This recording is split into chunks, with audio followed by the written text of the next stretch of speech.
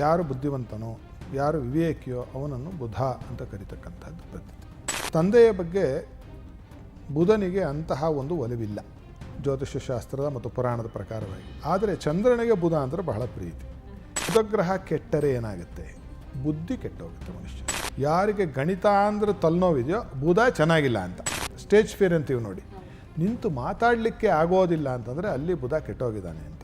ಈಗ ಕುತ್ಕೊಳ್ಳಿ ಅನ್ನೋಕ್ಕೆ ಕುಕ್ಕರು ಬಡಿ ಅನ್ನೋದಕ್ಕೂ ದೊಡ್ಡ ವ್ಯತ್ಯಾಸ ಇದೆ.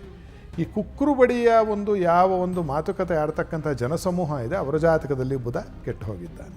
ಮಹಾವಿಷ್ಣುವಿನ ಆರಾಧನೆಯನ್ನು ಮಾಡಬೇಕು. ಇವರೆಲ್ಲ ತಮ್ಮ ಬಗ್ಗೆ ತಾವೇ ಹಾಸ್ಯ ಮಾಡಿ ನಗತಕ್ಕಂತಹ ಒಂದು ಶಕ್ತಿ ಸಂಪಾದನೆ ಮಾಡ್ಕೋಬೇಕು. ಯಾರಾದರೂ ನಮ್ಮ ಬಗ್ಗೆ ಹಾಗೆ ಹಾಸ್ಯ ಕುಚೇಷ್ಟ ಮಾಡಿದಾಗ ಅದನ್ನೂ ನಾವು ಚೆನ್ನಾಗಿ ಆಸ್ವಾದಿಸಿ ನಗತಕ್ಕಂತಹದ್ದ ಒಂದು ಮನೋತತ್ವವನ್ನು ಅಳವಡಿಸಿಕೊಳ್ಳಬೇಕು. ಪುಸ್ತಕದ ದಾನವನ್ನು ಮಾಡಬೇಕು.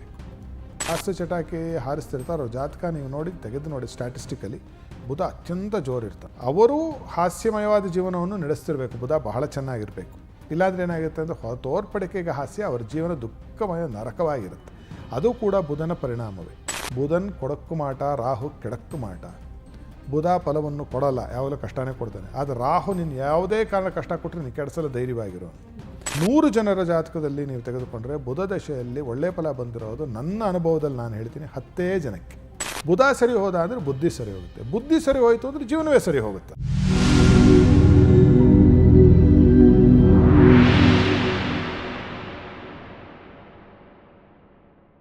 ನಮಸ್ಕಾರ ವೀಕ್ಷಕರೇ, ಟಿವಿ ವಿಕ್ರಮ ಹಂಸಧ್ವನಿ ಕಾರ್ಯಕ್ರಮಕ್ಕೆ ಸ್ವಾಗತ. ನಾನು ಶ್ವೇತಾ. ಯೋಗ ಸೂತ್ರ ಮತ್ತು ಆಧ್ಯಾತ್ಮಿಕತೆಯ ಅರ್ಥಪೂರ್ಣ ವಿಚಾರಗಳನ್ನು ತಿಳಿಸುವಂತಹ ವೇದಿಕೆಯೇ ಹಂಸಧ್ವನಿ ಕಾರ್ಯಕ್ರಮ. ಎಂದಿನಂತೆ ತಮ್ಮ ಅಮೂಲ್ಯ ಹಿತವಚನಗಳಿಂದ ಹೊಸ ಚೈತನ್ಯ ಮೂಡಿಸುತ್ತಿರುವ ತತ್ವಜ್ಞಾನಿಗಳು, ಧರ್ಮಶಾಸ್ತ್ರ ಪಾರಂಗತರು, ವೇದಶಾಸ್ತ್ರ ಪರಿಣಿತರು ಆಗಿರುವಂತಹ ಹಂಸಶ್ರೀ ಸವಿತೃ ಶರ್ಮಾ ಗುರುಜಿ ಇದ್ದಾರೆ. ಗುರುಜಿ, ನಿಮಗೆ ಕಾರ್ಯಕ್ರಮಕ್ಕೆ ಆತ್ಮೀಯವಾದ ಸ್ವಾಗತ. ಗುರುಜಿ, ಪ್ರಿಯಂಗುಳಿಕಾಶ್ಯಾಮಂ ರೂಪೇಣ ಪ್ರತಿಮಂ ಬುಧಂ ಸೌಮ್ಯಂ ಸೌಮ್ಯಗುಣೋಪೇತಂ ತಂಬುತಂ ಪ್ರಣಮಾಮ್ಯಹಂ. ಜಯ ಗುರುದೇವ ದತ್ತ. ಎಲ್ಲರಿಗೂ ಶುಭವಾಗಲಿ. ವೀಕ್ಷಕರೇ, ಗ್ರಹಗತಿಗಳ ಕುರಿತಾಗಿ ವಿಶೇಷ ಸರಣಿ ಸಂಚಿಕೆಯನ್ನು ನಾವು ಆರಂಭಿಸಿದ್ದೀವಿ. ಇವತ್ತಿನ ಸಂಚಿಕೆಯಲ್ಲಿ ನಾವು ಬುಧ ಗ್ರಹದ ಬಗ್ಗೆ ತಿಳಿದುಕೊಳ್ಳೋಣ. ಗುರುಜಿ, ಬುಧ ಗ್ರಹ ಅಂದುಕೊಳ್ಳಿ ಅಂದರೆ ಬುಧ ಅಂದರೆ ಬುದ್ಧಿವಂತಿಕೆಯ ಸಂಕೇತ ಅಂತ ಹೇಳ್ತಾರೆ. ಹಾಗಾದರೆ ಬುಧ ಗ್ರಹದ ಲಕ್ಷಣಗಳು ಮತ್ತು ಇದರಿಂದ ಉಂಟಾಗುವಂಥ ಪ್ರತಿಕೂಲ ಪರಿಣಾಮಗಳ ಬಗ್ಗೆ ತಿಳಿಸ್ಕೊಡಿ. ಹೇಳಿದ ಹಾಗೆ ಬುಧಂ ಅಂತಂದರೆ ಯಾರು ಬುದ್ಧಿವಂತನೋ, ಯಾರು ವಿವೇಕಿಯೋ ಅವನನ್ನು ಬುಧ ಅಂತ ಕರೀತಕ್ಕಂಥದ್ದು ಪದ್ಧತಿ. ಬುಧ ಗ್ರಹಕ್ಕೆ ಬುಧ ಅಂತಲೂ, ಜ್ಞ ಅಂತಲೂ, ಸೌಮ್ಯ ಅಂತಲೂ, ಚಂದ್ರಸುತ ಅಂತಲೂ, ಭೂಸುರ ಅಂತಕ್ಕಂತಹ ಒಂದು ಹೆಸರು ಕೂಡ ಬುಧನಿಗೆ ಹೇಳಿದ್ದಾರೆ ಹಿಂದಿನವರು. ಬುಧನು ಚಂದ್ರ ಗ್ರಹ ಮತ್ತು ರೋಹಿಣಿ ನಕ್ಷತ್ರದ ಮಗ. ಆದರೆ ತಂದೆಯ ಬಗ್ಗೆ ಬುಧನಿಗೆ ಅಂತಹ ಒಂದು ಒಲವಿಲ್ಲ ಜ್ಯೋತಿಷ್ಯ ಶಾಸ್ತ್ರದ ಮತ್ತು ಪುರಾಣದ ಪ್ರಕಾರವಾಗಿ. ಆದರೆ ಚಂದ್ರನಿಗೆ ಬುಧ ಅಂದರೆ ಬಹಳ ಪ್ರೀತಿ. ಇದು ಒಂದು ಕಡೆಯಿಂದ ತಂದೆಯಿಂದ ಮಗನ ಕಡೆಗೆ ಇರತಕ್ಕಂತಹ ಪ್ರೀತಿಯು, ಮಗನ ಕಡೆಯಿಂದ ತಂದೆಯ ಕಡೆ ಇರತಕ್ಕಂತಹ ಒಂದು ವಿರೋಧವೂ ಕೂಡ ಇಲ್ಲಿ ಕಾಣುತ್ತೆ. ಈ ಬುಧಗ್ರಹದ ಲಕ್ಷಣಗಳೇನು ಅಂದರೆ ಮಹಾನ್ ಬುದ್ಧಿವಂತ, ಬಹಳ ಚಟುವಟಿಕೆಯಿಂದ ಓಡಾಡ್ತಕ್ಕಂಥವನು, ಕೆಲಸವನ್ನು ಮಾಡ್ತಕ್ಕಂಥ ಚುರುಕು, ಪಾದರಸ ಅಂತ ಹೇಳ್ತೀವಿ ನೋಡಿ. ಅದಕ್ಕೆ ಸರಿಸಮನಾಗಿ ಆಂಗ್ಲ ಭಾಷೆಯಲ್ಲಿ ಬುಧನಿಗೆ ಹೆಸರು ಮರ್ಕ್ಯುರಿ ಅಂತ. ಅದೇ ಹೆಸರಿದೆ, ಪಾದರದ ಹೆಸರೇ ಇಟ್ಟಿದ್ದಾರೆ. ಮತ್ತು ಬಹಳ ವಾಚಾಳಿ ಒಂದು. ಎರಡನೇದು ಬಹಳ ಒಳ್ಳೆಯ ವಾಗ್ಮಿ, ವಾಕ್ಪಟುತ್ವ ಅತ್ಯಂತ ಒಳ್ಳೆಯದು, ಗುಡ್ ಒರೇಟರಿ. ಈ ಥರ ಲಕ್ಷಣ ಇರ್ತಕ್ಕಂಥವನು ಬಹಳ ಓದಿದವನು, ಪುಸ್ತಕ ಹಸ್ತಂ ಅಂತ ಹೇಳಿ ಯಾವಾಗಲೂ ಕೈಯಲ್ಲಿ ಪುಸ್ತಕ ಇಟ್ಕೊಂಡ್ರು ಅವನು. ವಿವಿಡ್ ರೀಡರ್, ಪುಸ್ತಕದ ಹುಳು ಆಡಭಾಷೆಯಲ್ಲಿ ಹೇಳಬೇಕು ಅಂದರೆ. ಆ ರೀತಿಯಾಗಿರ್ತಕ್ಕಂತಹ ಲಕ್ಷಣಗಳನ್ನು ಬುಧಗ್ರಹಕ್ಕೆ ಆರೋಪ ಮಾಡಿದ್ದಾರೆ, ಹೇಳಿದ್ದಾರೆ. ಆಟ್ರಿಬ್ಯೂಟ್ಸ್. ಬುಧಗ್ರಹ ಕೆಟ್ಟರೆ ಏನಾಗುತ್ತೆ ಅಂದರೆ ಮೊಟ್ಟ ಮೊದಲನೇದಾಗಿ ಬುದ್ಧಿ ಕೆಟ್ಟೋಗುತ್ತೆ ಮನುಷ್ಯನಿಗೆ. ಯಾರಿಗಾದರೂ ಬುದ್ಧಿ ಕಡಿಮೆ ಅಂತಂದರೆ ವಿವೇಚನಾ ಶಕ್ತಿ ಇಲ್ಲದೆ ಇರತಕ್ಕಂಥದ್ದು. ಮಾಮೂಲಿ ಓದು, ಈಗಿನ ಕಾಲದ ಓದು, ಅದರಲ್ಲೂ ಯಾರಿಗೆ ಗಣಿತ ಅಂದ್ರೆ ತಲೆನೋವಿದೆಯೋ ಬುಧ ಚೆನ್ನಾಗಿಲ್ಲ ಅಂತ ನೀವು ಅಲ್ಲೇ ತಿಳಿದುಕೊಂಡು ಬಿಡಬಹುದು. ಮಿಕ್ಕಿದ ಓದೆಲ್ಲ ಓದ್ಕೊಂಡ್ಬಿಡ್ತಾರೆ. ಗಣಿತ ಅಂದ ತಕ್ಷಣ, ಮ್ಯಾಥ್ಸ್ ಅಂದ ತಕ್ಷಣ ಅವನು ಓಡೋಗ್ಬಿಡ್ತಾನೋ, ಹುಡುಗನೋ ಹುಡುಗಿನೋ, ಅವರಿಗೆ ಬುಧ ಗ್ರಹ ಜಾತಕದಲ್ಲಿ ಮಟ್ಟದಲ್ಲಿದ್ದಾನೆ, ಸರಿ ಇಲ್ಲ ಅಂತ ಅದರ ಅರ್ಥ. ಎರಡನೆಯದು, ಎಷ್ಟೋ ಜನರಿಗೆ ಮನಸ್ಸಿನಲ್ಲಿ ಉತ್ತಮವಾದ ಭಾವನೆಗಳು, ಉತ್ತಮವಾದ ಕೆಲವು ವಿಚಾರಗಳು ಇರುತ್ತೆ. ಆದರೆ ಅದನ್ನು ತಮ್ಮ ಮಾತಿನಿಂದ ಬರವಣಿಗೆಯಿಂದ ಅಭಿವ್ಯಕ್ತಿ ಮಾಡಲಿಕ್ಕೆ ಆಗೋದಿಲ್ಲ. ಎಕ್ಸ್ಪ್ರೆಷನ್, ಕಮ್ಯುನಿಕೇಷನ್ ಅಂತೀವಲ್ಲ, ಅದು ಯಾರಿಗಾದರೂ ಕಡಿಮೆ ಇದ್ದರೆ ಅವರ ಜಾತಕದಲ್ಲಿ ಬುಧ ಕೆಟ್ಟೋಗಿದ್ದಾನೆ ಅಂತ. ಮಾತಾಡಲಿಕ್ಕೆ ಸಭಾ ಕಂಪನ, ಸಭಾ ಜಡತ್ವ ಅಂತಾರೆ. 10 ಜನ ಸೇರಿದ್ರೆ ನಡುಗ್ತಾರೆ, ಸ್ಟೇಜ್ ಫಿಯರ್ ಅಂತೀವಿ ನೋಡಿ. ನಿಂತು ಮಾತಾಡಲಿಕ್ಕೆ ಆಗೋದಿಲ್ಲ ಅಂತಂದರೆ ಅಲ್ಲಿ ಬುಧ ಕೆಟ್ಟೋಗಿದ್ದಾನೆ ಅಂತ. ಅವರ ಜಾತಕದಲ್ಲಿ ಅತ್ಯಂತ ಅವನು ನಿಮ್ನಾವಸ್ಥೆಯಲ್ಲಿದ್ದಾನೆ. ಮೂರನೆಯದ್ದು ಚರ್ಮದ ಅಲರ್ಜಿಗಳು, ಚರ್ಮಕ್ಕೆ ಸಂಬಂಧಪಟ್ಟಂಥ ಅಲರ್ಜಿಗಳಾಗ್ತಕ್ಕಂಥದ್ದು. ಮೂಗಿಗೆ ಸಂಬಂಧಪಟ್ಟಂತಹ ಓಲ್ಫ್ಯಾಕ್ಟರಿ ನರ್ವ್ಸ್ ಅಂತಿರುತ್ತೆ, ಅಂದರೆ ನಮಗೆ ವಾಸನೆಯನ್ನು ಕಂಪು ಕಂಡುಹಿಡಿಯುವ ನರವ್ಯೂಹ ಮೂಗಲ್ಲಿ. ವಾಸನೆ ಕೆಲವ್ರಿಗೆ ಬರೋದೇ ಇಲ್ಲ. ತಿಂಡಿ ತೀರ್ಥಗಳಲ್ಲಿ ಎಷ್ಟೋ ಘಾಟುಗಳು, ಮೊನ್ನೆ ಕೋವಿಡ್ ಆದಾಗ ನೋಡಿ ಎಷ್ಟೋ ಜನಕ್ಕೆ ಬರ್ತಾರೆ, ಅದು ಬುಧಂದು ಉಂಟು ಅದರಲ್ಲಿ ಅಷ್ಟೇ. ಆ ಥರದ ಒಂದು ತೊಂದರೆ ಯಾರಿಗೆ ಅವ್ಯಾಹತವಾಗಿದೆಯೋ ಸುಮಾರು ವರ್ಷಗಳಾದರೂ ಅವ್ರಿಗೆ ವಾಸನೆ ಬರೋದಿಲ್ಲ, ಅಂಥವರಿಗೆ ಜಾತಕದಲ್ಲಿ ಬುಧ ಕೆಟ್ಟೋಗಿದ್ದಾನೆ. ಹಾಗೆ ಯಾರಿಗೆ ಮೂಲವ್ಯಾಧಿ, ಪೈಲ್ಸ್ ಅಂತ ಆಡುಭಾಷೆಯಲ್ಲಿ ಹೆಮೊರೈಡ್ಸ್ ಇದೆಯೋ, ಫಿಸ್ಟುಲಾ ಇದೆಯೋ, ಅಂತಹವರಿಗೆ ಬುಧ ಜಾತಕದಲ್ಲಿ ಕೆಟ್ಟು ಹೋಗಿದ್ದಾನೆ ಅಂತ. ಮತ್ತು ಯಾರು ಸೋದರ ಮಾವನೊಂದಿಗೆ ಕೆಟ್ಟದಾಗಿ ನಡೆದುಕೊಳ್ತಾನೋ ಅಥವಾ ದ್ವೇಷ ಅಸೂಯೆ ಇದೆಯೋ, ಸೋದರ ಮಾವ ಸೋದರಳಿಯನಿಗೆ ಅಥವಾ ಸೋದರ ಮಾವ ಸೋದರ ಸೊಸೆಗೆ ಸ್ವಲ್ಪ ವೈಮನಸ್ಯ ಇದ್ದರೆ ಬುಧ ಕೆಟ್ಟೋಗಿದ್ದಾನೆ ಅಂತ. ಇಷ್ಟೂ ಲಕ್ಷಣಗಳು. ಮತ್ತು ಯಾರು ಮಾತಿಗೆ ಸಂಬಂಧಪಟ್ಟಂತಹ ಕೆಟ್ಟದಾಗಿ ಮಾತಾಡ್ತಾರೋ, ಅಂದರೆ ಪದದ ಬಳಕೆ, ಈಗ ಕುತ್ಕೊಳ್ಳಿ ಅನ್ನೋಕ್ಕೆ ಕುಕ್ಕರು ಬಡಿ ಅನ್ನೋದಕ್ಕೂ ದೊಡ್ಡ ವ್ಯತ್ಯಾಸ ಇದೆ. ಈ ಕುಕ್ಕರು ಬಡಿಯ ಒಂದು ಯಾವ ಒಂದು ಮಾತುಕತೆ ಆಡ್ತಕ್ಕಂಥ ಜನಸಮೂಹ ಇದೆ, ಅವರ ಜಾತಕದಲ್ಲಿ ಬುಧ ಕೆಟ್ಟು ಹೋಗಿದ್ದಾನೆ. ಅಲ್ಲಿ ಸೌಮ್ಯತೆ ಇಲ್ಲ, ಅಲ್ಲಿ ದೊಡ್ಡತನ ಇದೆ ಮತ್ತು ಅಹಂಕಾರಕ್ಕೆ ಪ್ರತಿಫಲಿಸ್ತಾ ಇದೆ ಅದು. ಮತ್ತು ಈಗಿನ ಕಾಲಘಟ್ಟದಲ್ಲಿ ನಾವು ನೋಡಿದಾಗ 2 ಗ್ರಹ ಇದೆ, ಅದರಲ್ಲಿ ಈ ಒಂದು ಗ್ರಹವು ದೊಡ್ಡದಾಗಿರ್ತಕ್ಕಂತಹ ಒಂದು ಪರಿಣಾಮವನ್ನು ಬೀರ್ತಾ ಇದೆ. ಈ ಕಂಪ್ಯೂಟರ್ಸ್ಗೆ, ಗಣಕಯಂತ್ರಗಳಿಗೆ ಕಾರಣೀಭೂತವಾಗಿರ್ತಕ್ಕಂತಹ ಗ್ರಹ ಬುಧ. ಅದೇ ಸಮಯಕ್ಕೆ ಬುಧ ನಪುಂಸಕತ್ವಕ್ಕೂ ಕಾರಣೀಭೂತವಾದ ಗ್ರಹ, ಇಂಪೊಟೆನ್ಸಿ. ಗಂಡಸರಲ್ಲಿ, ಪುರುಷರಲ್ಲಿ ಸ್ಪರ್ಮ್ ಕೌಂಟ್ ಕಡಿಮೆ ಆಗೋದು, ಸ್ಪರ್ಮ್ ಮೊಟೆಲಿಟಿ ಕಡಿಮೆ ಆಗೋದು, ಅದರ ವೇಗ ಕಡಿಮೆ ಆಗೋದಕ್ಕೆ ಕಾರಣೀಭೂತವಾಗಿರ್ತಕ್ಕಂತಹ ನಪುಂಸಕಂ ಅಂತಲೇ ಹೇಳಿದೆ ಶಾಸ್ತ್ರದಲ್ಲಿ. ಆ ನಪುಂಸಕತ್ವವನ್ನು ಉಂಟು ಮಾಡತಕ್ಕಂತಹ ಗ್ರಹವೂ ಕೂಡ ಬುಧ ಗ್ರಹನೇ ಆಗಿದ್ದಾನೆ. ಅದಿದೆ ಅಂತಂದರೆ ಬುಧ ಭಾಳ ಕೆಟ್ಟೋಗ್ಬಿಟ್ಟಿದ್ದಾನೆ ಜಾತಕದಲ್ಲಿ. ನೋಡಿ ಎಷ್ಟು ಚೆನ್ನಾಗಿ ಒಂದಕ್ಕೊಂದು ಹೊಂದುತ್ತೆ. ಗಣಿತ, ಗಣಕಯಂತ್ರ, ಅದನ್ನು ಯಾವಾಗಲೂ ತೊಡೆ ಮೇಲೆ ಇಟ್ಟುಕೊಂಡು ಕೆಲಸ ಮಾಡಿ ಅದು ಮೇಡ್ರ ಭಾಗಕ್ಕೆ ಅದರ ಶಾಖವೋ ಮತ್ತೊಂದೋ ಅದರ ವೇವ್ಸೋ ಏನೋ ಹೇಳ್ಕೊತಿರೋ ತಗಲಿ. ಈಗ ಎಷ್ಟೋ ಜನಕ್ಕೆ ಏನಾಗಿದೆ ಅಂತಂದರೆ ಅವರು ಫಲೀಭೂತವಾಗೋದಿಲ್ಲ. ಎಷ್ಟೋ ಜನ ಗಂಡಸರು, ಪುರುಷರು ವಿಶೇಷವಾಗಿ. ಅಂಥವರಿಗೆ ಕಾರಣ ಯಾವುದು ನೋಡಿ, ಅದೇ ಬುಧಂದೆಲ್ಲ ಹೆಚ್ಚು ಮಾಡಿಕೊಂಡು ಕೆಡಿಸ್ಕೊಂಬಿಟ್ರೆ. ಅತಿ ಸರ್ವತ್ರ ವರ್ಜಯೇತ್ ಅಂತ ಶಾಸ್ತ್ರದಲ್ಲಿ. ಈ ಥರ ಲಕ್ಷಣಗಳಲ್ಲಿ ಯಾರಾದರೂ ಕಂಡು ಬಂದರೆ ಬುಧ ಕೆಟ್ಟು ಹೋಗಿದ್ದಾನೆ. ಸರಿ, ಈತನನ್ನು ಸರಿ ಮಾಡಿಕೊಳ್ಳುವುದು ಹೇಗೆ ಅಂತಂದರೆ, ಮೊಟ್ಟ ಮೊದಲನೇದಾಗಿ ಮಾಡಬೇಕಾಗಿರೋದು ಏನು ಅಂತಂದರೆ ಮಹಾವಿಷ್ಣುವಿನ ಆರಾಧನೆಯನ್ನು ಮಾಡಬೇಕು. ಇವರೆಲ್ಲ ಶ್ರೀಕೃಷ್ಣನ, ಮಹಾವಿಷ್ಣುವಿನ, ರಾಮನ, ನರಸಿಂಹಸ್ವಾಮಿಯ ಆರಾಧನೆಯನ್ನು ಮಾಡಬೇಕು. ಹೆಚ್ಚು ಆರಾಧನೆ ಮಾಡಬೇಕು.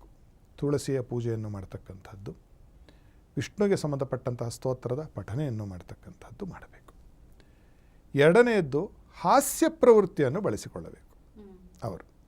ಅದು ಬೇರೆಯವ್ರನ್ನ ಹಾಸ್ಯ ಮಾಡೋದೇ ಇಲ್ಲ, ಕುಚೇಷ್ಟೆ ಮಾಡೋದಲ್ಲ, ತಮ್ಮ ಬಗ್ಗೆ ತಾವೇ ಹಾಸ್ಯ ಮಾಡಿ ನಗತಕ್ಕಂತಹ ಒಂದು ಶಕ್ತಿ ಸಂಪಾದನೆ ಮಾಡ್ಕೋಬೇಕು. ಬೇರೆ ಯಾರಾದರೂ ನಮ್ಮ ಮೇಲೆ ಹಾಸ್ಯ ಮಾಡಿದಾಗ ನಗಲಿಕ್ಕೆ ಬರಬೇಕು. ಬೇರೆಯವ್ರು ನಾವು ಆಡ್ಕೊಂಡು ಹೆಂಗೆ ಗಹಗಹಿಸಿ ನಗ್ತೀವೋ, ಅವರು ಯಾರಾದರೂ ನಮ್ಮ ಬಗ್ಗೆ ಹಾಗೆ ಹಾಸ್ಯ ಕುಚೇಷ್ಟೆ ಮಾಡಿದಾಗ ಅದನ್ನೂ ನಾವು ಚೆನ್ನಾಗಿ ಆಸ್ವಾದಿಸಿ ನಗತಕ್ಕಂತಹದ್ದ ಒಂದು ಮನೋತತ್ವವನ್ನು ಅಳವಡಿಸಿಕೊಳ್ಳಬೇಕು. ಮತ್ತು ತಂದೆಯ ಸೇವೆಯನ್ನು ಮಾಡಬೇಕು, ತಾಯಿಯ ಸೇವೆಯನ್ನು ಮಾಡಬೇಕು. ಇವರು ಬುಧಗ್ರಹ ಕೆಟ್ಟು ಹೋಗಿದ್ದಾರೆ. ಹಾಗೆ ನಾವು ಮುಂದುವರೆದು ನೋಡಿದ್ರೆ ಪುಸ್ತಕದ ದಾನವನ್ನು ಮಾಡಬೇಕು. ಒಳ್ಳೊಳ್ಳೆಯ ಪುಸ್ತಕಗಳನ್ನು, ಒಳ್ಳೆಯ ವಿಚಾರಧಾರೆಯನ್ನು ಯಾವುದು ಸೂಚಿಸುತ್ತೋ ಅದರಲ್ಲೂ ಪುರಾಣಗಳು ಕಾರಣೀಭೂತವಾದ ಗ್ರಹ ಬುಧ. ವಿಷ್ಣು ಪುರಾಣ, ವಿಷ್ಣು ಧರ್ಮೋತ್ತರ ಪುರಾಣ, ಪದ್ಮಪುರಾಣ, ಈ ಥರದ ಒಂದು ಪುರಾಣಗಳನ್ನು ಓದತಕ್ಕಂಥವರಿಗೆ ತೆಗೆದುಕೊಂಡು ಹೋಗಿ ಕೊಡೋದು. ಸೋದರ ಮಾವನೊಂದಿಗೆ ಇವರ ಒಂದು ದ್ವೇಷವನ್ನು ಬಿಟ್ಟು ಬಿಡೋದು. ದೊಡ್ಡವನು ಸೋದರ ಮಾವ ಅಲ್ವೇ, ಹೋಗಿ ನಮಸ್ಕಾರ ಮಾಡೋದು, ಮಾವ ಇನ್ಮೇಲೆ ಚೆನ್ನಾಗಿರೋಣಪ್ಪ ನಾನು ನೀನು ಅಂತ. ಸೋದರ ಮಾವನ ಆಶೀರ್ವಾದವನ್ನು ಪಡಿತಕ್ಕಂಥದ್ದು. ಮತ್ತು ಯಾರು ಬಹಳ ಚೆನ್ನಾಗಿ ಓದತಕ್ಕಂತಹ ಉತ್ತಮ ಅವಸ್ಥೆಯಲ್ಲಿದ್ದಾರೋ ಜ್ಞಾನಿಗಳು, ವಿಜ್ಞಾನಿಗಳು, ಅಂತಹವರನ್ನು ಆದರ, ಗೌರವ ಮತ್ತು ಮರ್ಯಾದೆಯಿಂದ ಕಾಣತಕ್ಕಂಥದ್ದನ್ನು ಇವರು ಅಳವಡಿಸಿಕೊಳ್ಳಬೇಕು. ಹಾಗೆ ನಾವು ಮುಂದುವರೆದು ನೋಡಿದ್ರೆ ಇನ್ನೇನನ್ನು ಮಾಡಬಹುದು? ಮಹಾಗಣಪತಿ ಆರಾಧನೆಯನ್ನು ಕೂಡ ಮಾಡಬಹುದು. ಯಾರಿಗೆ ಬುಧಗ್ರಹ ಕೆಟ್ಟಿದೆಯೋ. ಮತ್ತು ಏನು ಹೇಳುತ್ತೆ ಅಂತಂದರೆ ಪರಮೇಶ್ವರನ ಆರಾಧನೆ ಕೂಡ ಹೇಳಿಬಿಟ್ಟಿದೆ ಬುಧನಿಗೆ. ಪರಮೇಶ್ವರನ ಆರಾಧನೆಯನ್ನು ಕೂಡ ಮಾಡ್ತಕ್ಕಂಥದ್ದು. ಇವೆಲ್ಲ ಮಾಡ್ತಾ ಬರುವುದರಿಂದ ಮತ್ತು ನಮ್ಮ ಚರ್ಯೆಯನ್ನು, ನಾವು ಜೀವನವನ್ನು ನೋಡ್ತಕ್ಕಂತಹ ಹಾಸ್ಯ ಪ್ರಜ್ಞೆಯನ್ನು ಹೆಚ್ಚು ಮಾಡಿಕೊಳ್ತಕ್ಕಂಥದ್ದು ಮತ್ತು ಸದ್ಗ್ರಂಥಗಳ ಅಧ್ಯಯನವನ್ನು ಮಾಡುವಂತ ಹೇಳುತ್ತೆ. ಒಳ್ಳೆಯ ಗ್ರಂಥಗಳ ಒಂದು ಅಧ್ಯಯನ, ಅದು ಲೌಕಿಕವಾಗಿರೋದೇ ಆಗಿರಬಹುದು, ನಿಮ್ಮ ಬುದ್ಧಿಮತ್ತೆಯನ್ನು ಹೆಚ್ಚಿಸ್ತಕ್ಕಂಥದ್ದು, ಅಂತಹದ್ದು ಕೂಡ ಮಾಡುವುದರಿಂದ ಈ ಬುಧಗ್ರಹ ಕೊಟ್ಟಿರತಕ್ಕಂತಹ ಈ ಒಂದು ಪೀಡೆಗಳು ಶಾಂತವಾಗಿ ಏನಾಗುತ್ತೆ, ಆ ಗುಣಮಟ್ಟ ಹೆಚ್ಚುತ್ತೆ. ಅದು ಹೆಚ್ಚಿದ ಲಕ್ಷಣ ಏನು ಅಂತಂದರೆ ಅವರಿಗೆ ಮನಸ್ಸಿಗೆ ಮನಃಪ್ರಾಸಾದ, ನೆಮ್ಮದಿ ಮತ್ತು ಹಾಸ್ಯ ಪ್ರಜ್ಞೆ ಹೆಚ್ಚಿರುತ್ತೆ ಅವರಲ್ಲಿ. ಯಾರು ಹಾಸ್ಯ ಚಟಾಕಿ ಹಾರಿಸ್ತಿರ್ತಾರೋ ಅವ್ರ ಜಾತಕ ನೀವು ತೆಗೆದು ನೋಡಿ ಸ್ಟ್ಯಾಟಿಸ್ಟಿಕಲಿ ಬುಧ ಅತ್ಯಂತ ಜೋರಿರ್ತಾನೆ ಅವರ ಜಾತಕದಲ್ಲಿ. ಯಾರಾದರೂ ಹಾಸ್ಯ ಕಲಾವಿದರ ಜಾತಕ ಹಿಡ್ಕೊಂಬಂದ್ರೆ ಅದರಲ್ಲೂ ಅದೇ ಇರುತ್ತೆ. ಆದರೆ ಅವರು ಹಾಸ್ಯಮಯವಾದ ಜೀವನವನ್ನು ನಡೆಸ್ತಿರಬೇಕು, ಬುಧ ಬಹಳ ಚೆನ್ನಾಗಿರಬೇಕು. ಇಲ್ಲಾಂದರೆ ಏನಾಗುತ್ತೆ ಅಂದರೆ ತೋರ್ಪಡಿಕೆಗೆ ಹಾಸ್ಯ, ಅವರ ಜೀವನ ದುಃಖಮಯ ನರಕವಾಗಿರುತ್ತೆ. ಅದು ಕೂಡ ಬುಧನ ಪರಿಣಾಮವೇ. ಅದರ ಡಬಲ್ ಎಡ್ಡ್ ಸೋರ್ಡ್ ಅಂತ ಎರಡು ಅಲಗಿರ್ತಕ್ಕಂತಹ ಕತ್ತಿ. ಒಂದು ಕಡೆ ಚೂಪಿದ್ದಿರುತ್ತೆ, ಈರನೇ ಸ್ವಲ್ಪ ಚೌಪಿಲ್ಲ ಹಿಂಗೆ ಅಂದ್ಕೊಂಡ್ರೆ ಕೈ ಹರಿದೋಗ್ಬಿಡುತ್ತೆ. ಅದರಿಂದ ತಮಿಳಲ್ಲೂ ಕನ್ನಡದಲ್ಲೂ ಎರಡು ಗಾದೆ ಇದೆ ಬುಧನ ಬಗ್ಗೆ. ತಮಿಳಲ್ಲಿ ಹೇಳ್ತಾರೆ, ಬುಧನ್ ಕೊಡಕ್ಕು ಮಾಟ, ರಾಹು ಕೆಡಕ್ಕು ಮಾಟ. ಬುಧ ಫಲವನ್ನು ಕೊಡಲ್ಲ, ಯಾವಾಗಲೂ ಕಷ್ಟನೇ ಕೊಡ್ತಾನೆ. ಆದರೆ ರಾಹು ನೀನು ಯಾವುದೇ ಕಾರಣ ಕಷ್ಟ ಕೊಟ್ಟರೆ ನೀನು ಕೆಡಿಸಲು ಧೈರ್ಯವಾಗಿರೋನು. ಕನ್ನಡದಲ್ಲಿ ಬುಧ ಕೊಡಲ್ಲ, ರಾಹು ನಿಮಗೆ ಕೊಡದೇ ಇರಲ್ಲ ಅಂತ. ರಾಹು ಕೆಟ್ಟವನಲ್ಲ, ರಾಹು ದಶೆಯಲ್ಲಿ ಎಲ್ಲ ಭಾಳ ಒಳ್ಳೆಯದನ್ನು ಅನುಭವಿಸಿದ್ದಾರೆ. 100 ಜನರ ಜಾತಕದಲ್ಲಿ ನೀವು ತೆಗೆದುಕೊಂಡ್ರೆ ಬುಧ ದಶೆಯಲ್ಲಿ ಒಳ್ಳೆಯ ಫಲ ಬಂದಿರೋದು ನನ್ನ ಅನುಭವದಲ್ಲಿ ನಾನು ಹೇಳ್ತೀನಿ 10 ಜನಕ್ಕೆ. ಮಿಕ್ಕಿದವರೆಲ್ಲರಿಗೂ ತೊಂದರೆನೇ. ಯಾಕೆ ಅಂತಂದರೆ ಮಾತು ವಜ್ರ, ವಾಗ್ವಜ್ರ ಅಂತ ಹೇಳುತ್ತೆ. ನಾವು ತಪ್ಪು ಮಾತಾಡಿದ್ರೆ ಇಂದ್ರನ ವಜ್ರಾಯುಧ ತಗೊಂಡು ಹೊಡೆದ ಹಾಗೆ ಆ ವಾಕ್ ಶಕ್ತಿಗೆ ಏಟು ಬೀಳುತ್ತಂತೆ. ಪೆದ್ದಾಗಿ ತಪ್ಪಾಗಿ ಸ್ವರರಹಿತವಾಗಿ ಮಂತ್ರನ ಹೇಳೋದು. ಶಬ್ದಬ್ರಹ್ಮ ಅಂತ ಒಂದಿರುತ್ತೆ, ಅವಧೂತರು ಹೇಳ್ತಾ ಇದ್ರು ಯಾವಾಗಲೂ ಮಾತಿಗೂ, ಏನಂದ್ರೆ ಅದು ಆಡಬೇಡ್ರಿ, ಎಲ್ಲ ಹೋಗ್ಬಿಟ್ಟು ಶಬ್ದಬ್ರಹ್ಮಕ್ಕೆ ಸೇರ್ಕೊಂಡು ನಿಮಗೆ ತಿರ್ಕೊಂಬರುತ್ತೆ ಅಂತ. ಆ ಮಾತು ಮರುಕಳಿಸಿ ನಮ್ಮಲ್ಲಿ ಬರುತ್ತೆ. ಮಾತಿನ ಶುದ್ಧತೆ ಯಾವಾಗ ಸಮಾಜದಲ್ಲಿ ಇರೋಲ್ವೋ, ಮಾತಿನ ಶುದ್ಧತೆ ಬರಬೇಕು ಅಂದ್ರೇನು, ನಿಮಗೆ ನನಗೆ ಮನಃಶುದ್ಧತೆ ಬರಬೇಕು. ಅದ್ಯಾವಾಗೆಲ್ಲೂ ಏನಾಗುತ್ತೆ, ನಮ್ಮ ಮಾತೆ ನಮಗೆ ವಜ್ರೀಭೂತ್ವ, ಅದು ವಜ್ರವಾಗಿ ಬಂದು ಅವ್ರನ್ನೇ ಕತ್ತರಿಸಾಕತ್ತೆ. ಅದು ಈಗಿನ ಸಮಾಜ ವಿಶೇಷವಾಗಿ ನಾವು ನೋಡ್ತಾ ಇರೋದು. ಆಡು ನೀವು ಹೋಗ್ತಾ ಇದ್ದರೆ ದಾರಿಯಲ್ಲೂ ಕೂಡ ಜನರಿಗೆ ಸಮಾಧಾನದ ಮಾತು ಯಾರೂ ಆಡಲ್ಲ. ರಾಂಗ್ ಸೈಡಲ್ಲಿ ಬರ್ತಿದ್ದೆ ಅಂದರೆ ನೀನು ಯಾವನಲ್ಲೋ ಅಂತಕ್ಕಂಥದ್ದಾಗಿದೆ. ಅಂದರೆ ಇವೆಲ್ಲ ಏನಾಗುತ್ತೆ ಅಂದರೆ ವಾಗ್ವಜ್ರ ಸುತ್ತಕೊಂಡು ಬಂದು ವಾಪಸ್ ನಮಗೆ ಹೊಡೆಯುತ್ತೆ, ಎಲ್ಲ ಅದು ಹೋಗ್ಬಿಟ್ಟು. ಆದ್ದರಿಂದ ಈಗಿನ ಕಾಲಘಟ್ಟದಲ್ಲಿ ನಾವು ಮೊದಲು ಮಾಡಿಕೊಳ್ಳಬೇಕಾದಂಥ ಭಾಷಾ ಶುದ್ಧತೆ. ಯಾರನ್ನಾದರೂ ಆಗಲಿ ನಾವು ಚೆನ್ನಾಗಿ ನಮ್ರರಾಗಿ ಸೌಮ್ಯವಾಗಿ ವಿವೇಕವಂತರಾಗಿ ಮಾತಾಡೋದು ಕೂಡ ಇದಕ್ಕೆ ಅದ್ಭುತವಾದ ಒಂದು ಪರಿಹಾರ. ಬುಧನನ್ನು ಸರಿ ಮಾಡಿಕೊಳ್ಳೋದು. ಬುಧ ಸರಿ ಹೋದ ಅಂದರೆ ಬುದ್ಧಿ ಸರಿ ಹೋಗುತ್ತೆ. ಬುದ್ಧಿ ಸರಿ ಹೋಯಿತು ಅಂದರೆ ಜೀವನವೇ ಸರಿ ಹೋಗುತ್ತಲ್ಲ. ಬುದ್ಧಿ ಭ್ರಂಶಃ ಅಂತ ಕೂಡ ಹೇಳುತ್ತೆ. ಉನ್ಮಾದಾದಿ ರೋಗಗಳು ನಾನು ಹಿಂದೆನೇ ಹೇಳಿದೆ, ನಾನು ಚಂದ್ರಂದು ಹೇಳ್ತಾ ನಾನು ಏನು, ಬುಧಚಂದ್ರವು ಕೇಂದ್ರಗತವು ನಪತಿ ದೃಷ್ಟವು ಸ ಉನ್ಮಾದಿ. ಉನ್ಮಾದ ರೋಗಕ್ಕೆ, ಸ್ಕ್ರಿಜೋಫೇನಿಯಾಗೆ, ಮೆಂಟಲ್ ಡಿಸಾರ್ಡರ್ಸ್ಗೆ, ಅದು ನೀವೇನು ಬೈಪೋಲಾರ್ ಡಿಸಾರ್ಡರ್ ಅಂತ ಕರ್ಕೊಳ್ಳಿ ನೀವು, ಅಥವಾ ಅವ್ರಿಗೆ ಡೊಪಮೈನ್ ಹೆಚ್ಚಾಗಿದೆ ಕಡಿಮೆ ಆಗಿದೆ ಅಂದ್ಕೊಳ್ಳಿ, ಸಿರಿಟೋನಿನ್ ಹೆಚ್ಚಾಗಿದೆ ಕಡಿಮೆ ಆಗಿದೆ ಅಂತ ಅಂದ್ಕೊಳ್ಳಿ, ಅಥವಾ ಸರ್ಕಾಡಿಯನ್ ರಿದಮ್ ಅಂತ ಹೇಳ್ತಾರೆ, ನಿದ್ದೆ ಬರಲಿಕ್ಕೆ ಬೇಕಾಗಿರೋ ಒಂದು ರಿದಮ್ ಅದು ಹಾಳಾಗಿದೆ ಅಂತ ಏನಾದರೂ ಕರ್ಕೊಳ್ಳಿ. ಅದಕ್ಕೆ ಒಂದು ಗ್ರಹ ಬುಧ, ಇನ್ನೊಂದು ಗ್ರಹ ಚಂದ್ರ. ಆದ್ದರಿಂದ ಚಂದ್ರ ಮನಸ್ಸು ಸರಿ ಮಾಡ್ಕೋಬೇಕು, ಬುಧ ನಮ್ಮ ಮಾತನ್ನು ಸರಿ ಮಾಡಿಕೊಳ್ಳಬೇಕು. ಇವೆರಡನ್ನು ಸರಿ ಮಾಡಿಕೊಂಡ್ರೆ ಏನಾಗುತ್ತೆ, ನಮಗೆ ಮಾತು ಬಲ್ಲವನಿಗೆ ಜಗಳವಿಲ್ಲ. ಆದ್ದರಿಂದ ನಮ್ಮ ಜೊತೆಗೆ ಫಸ್ಟ್ ಜಗಳ ಇರಬಾರ್ದು, ನಮ್ಮಲ್ಲೇ ದ್ವಂದ್ವ ಇರಬಾರ್ದು. ತೋರ್ಪಡಿಕೆಗೆ ಹೊರದ ಮುಖವಾಗಿ ಬಹಳ ಸಂತೋಷದಿಂದಲೂ ನಾವು ಸಭ್ಯರಾಗಿ ಇದ್ದಾಗಿ ಕೂಡ ನಮ್ಮಲ್ಲಿ ನಾವು ಜಗಳಾಡ್ತಾ ಇರ್ತೇವೆ. ದೌರ್ಮನಸ್ಯ, ಎರಡೆರಡು ಮನಸ್ಸಿರುತ್ತೆ, ಎರಡೆರಡು. ಅದನ್ನು ಬಿಡ್ತಕ್ಕಂಥದ್ದು ಕೂಡ ಈ ಹೇಳಿದ ಆರಾಧನಾ ಪೂಜಾ ಪದ್ಧತಿಗಳಿಂದ ನಮ್ಮಲ್ಲಿ ಸರಿ ಹೋಗುತ್ತೆ. ಅದು ವೈಸೇ ವರ್ಷ. ನೀವು ಚೆನ್ನಾಗಿ ಮಾತಾಡೋದು ಅಳವಡಿಸಿಕೊಂಡ್ರೆ ಬುಧ ಸರಿ ಹೋಗ್ತಾನೆ. ಅಥವಾ ಬುಧ ಸರಿ ಹೋದಾಗ ನಿಮ್ಮ ಮಾತು ಸರಿ ಹೋಗುತ್ತೆ. ಅದನ್ನು ಹೇಗೆ ಮಾಡಬೇಕಾದರೂ ಮಾಡಿಕೊಳ್ಳಬೇಕು. ಒಟ್ಟಿನಲ್ಲಿ ಒಳ್ಳೆಯ ಮಾತನಾಡ್ತಕ್ಕಂಥದ್ದು, ದೇವತಾ ಆರಾಧನೆ, ಮಹಾವಿಷ್ಣುವಿನ ಆರಾಧನೆಯನ್ನು ಮಾಡ್ತಕ್ಕಂಥದ್ದು, ಸೋದರ ಮಾವನನ್ನು ಗೌರವಿಸ್ತಕ್ಕಂಥದ್ದು, ಆತನ ಒಂದು ಆಶೀರ್ವಾದವನ್ನು ಪಡಿತಕ್ಕಂಥದ್ದು, ಇವೆಲ್ಲ ಮಾಡ್ತಾ ಮತ್ತು ಗ್ರಂಥಾಧ್ಯಯನವನ್ನು ಮಾಡ್ತಕ್ಕಂಥದ್ದು, ಗ್ರಂಥ ಅಧ್ಯಯನವನ್ನು ಮಾಡಿಸ್ತಕ್ಕಂಥದ್ದು. ಆಮೇಲೆ ಲೈಬ್ರರೀಸ್ ಇರ್ತಲ್ಲ, ಗ್ರಂಥಾಲಯಗಳಿಗೆ ಪುಸ್ತಕದ ಸಹಾಯವನ್ನು ಮಾಡ್ತಕ್ಕಂಥದ್ದು, ಇವೆಲ್ಲ ಮಾಡ್ತಕ್ಕಂಥದ್ದು ಬುಧಗ್ರಹ ಜಾತಕದಲ್ಲಿ ಸದೃಢನಾಗಿ ಅದ್ಭುತವಾದ ಫಲವನ್ನು ಕೊಡ್ತಾನೆ ಅಂತಕ್ಕಂಥದ್ದನ್ನು ಹೇಳಬಹುದಾಗಿ. ಖಂಡಿತ ಗುರುಜಿ, ಯಾಕಂದರೆ ಬಹಳಷ್ಟು ಜನರಿಗೆ ಗೊತ್ತಾಗೋದಿಲ್ಲ, ಎಷ್ಟು ಹೇಳಿದ್ರು ಕೇಳೋದೇ ಇಲ್ವಲ್ಲಪ್ಪ ಈ ಮನುಷ್ಯ ಅಂತ ಅಂದ್ಕೊಂಡಿರ್ತಾರೆ. ಅದರಲ್ಲಿ ಯಾವ ಗ್ರಹದ ಕಾರಣ ಆಗಿರುತ್ತೆ ಅನ್ನುವಂಥದ್ದು ಸ್ಪಷ್ಟವಾಗಿ ತಿಳಿಸ್ಕೊಟ್ಟಿದ್ದೀರಿ. ಧನ್ಯವಾದಗಳು ಗುರುಜಿ. ಬುಧಗ್ರಹ ಪೂರ್ಣ ಪ್ರಸಾದವೂ ಅಸ್ತು. ವೀಕ್ಷಕರೇ, ಬುಧ ಗ್ರಹದ ಲಕ್ಷಣಗಳನ್ನು, ಪರಿಹಾರಗಳನ್ನು ತಿಳ್ಕೊಂಡಿದ್ದೀವಿ. ನಿಮ್ಮಲ್ಲಿ ಉಂಟಾಗ್ತಿರುವಂತಹ ಸಮಸ್ಯೆಗಳಿಗೆ ಯಾವ ಗ್ರಹ ಕಾರಣ ಅಂತ ತಿಳ್ಕೊಬೇಕಾ, ಅದಕ್ಕೆ ಪರಿಹಾರ ಏನು ಅಂತ ಕಂಡುಕೊಳ್ಬೇಕಾ? ಹಾಗಾದರೆ ನಮ್ಮ ಸ್ಕ್ರೀನ್ ಮೇಲೆ ಇರುವಂಥ ನಂಬರನ್ನು ಕಾಂಟ್ಯಾಕ್ಟ್ ಮಾಡಿ ಗುರುಜಿಗಳಿಗೆ ನೇರವಾಗಿ ಭೇಟಿಯಾಗಿ ನಿಮ್ಮ ಪ್ರಶ್ನೆಗಳನ್ನು ಕೇಳಬಹುದು. ಮುಂದಿನ ಸಂಚಿಕೆಯಲ್ಲಿ ಮತ್ತೊಂದು ಗ್ರಹದ ಬಗ್ಗೆ ತಿಳ್ಕೊಳ್ಳೋಣ. ನಮಸ್ಕಾರ. ಟಿವಿ ವಿಕ್ರಮ, ದೇಶ ನಿಮ್ಮ ಕೈಯಲ್ಲಿ. ಈ ಕಾರ್ಯಕ್ರಮ ನಿಮಗೆ ಇಷ್ಟ ಆಗಿದ್ದಲ್ಲಿ ಲೈಕ್, ಶೇರ್ ಹಾಗೂ ಕಮೆಂಟ್ ಮಾಡಿ.